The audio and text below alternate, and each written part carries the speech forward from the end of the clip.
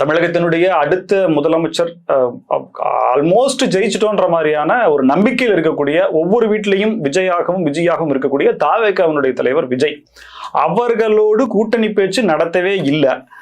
நடத்தி இருந்து கூட்டணி வச்சிருந்தா கூட அது எங்களுக்கு பாதகமான சூழல் தான் ஏற்படுத்தி இருக்கும்னு முதன்முறையாக பாஜகவின் உச்ச தலைவர் அமித்ஷா அவர்களே அந்த பேட்டியில சொல்லியிருக்காரு. ஆனா இவங்களே அழைக்கிறார்கள், அழுத்தம் கொடுக்கிறார்கள் அப்படின்லாம் சொன்னாங்களே, இப்ப இல்லைன்னு சொல்றாங்க. இதுக்கு என்ன சொல்ல போறாங்க? இதெல்லாம் ஒரு அரசியல். தங்களுடைய கூட்டணியில் பல்வேறு கட்சிகள் வர வேண்டும், நம்மளை முதலமைச்சர் வேட்பாளராக ஏற்றுக்கொள்ள வேண்டும் அப்படிங்கிற விஜயுடைய திட்டத்தை யாரும் ஏற்றுக்கொள்ளவில்லை. அவருடைய நோக்கம் காங்கிரஸ் உள்ள கொண்டு வந்துடலாம், விடுதலை சிறுத்தைகளை உள்ள கொண்டு வந்துடலாம், கம்யூனிஸ்டுகளை உள்ள கொண்டு வந்துடலாம், நம்மளும் ஒரு குட்டி விஜயகாந்தம் மாறிடலாம் அப்படிங்கிற அளவிற்கு விஜய் அவர்கள் திட்டம் தீட்டினார்கள்.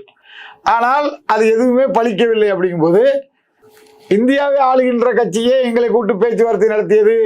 90 தொகுதி தரேன்னு சொன்னாங்க, துணை முதல்வர் தரேன்னு சொன்னாங்க, அதை தரேன்னாங்க, ஜனாதிபதி தரேன்னாங்க, அமெரிக்கா அதிபர் பதவி தரேன்னாங்க அப்படின்னு சம்பந்தம் இல்லாம பல அந்த கட்சி நண்பர்கள் உளறினார்கள். அதானி பேர்லாம் அடிபட்டது, சென்றார்கள்.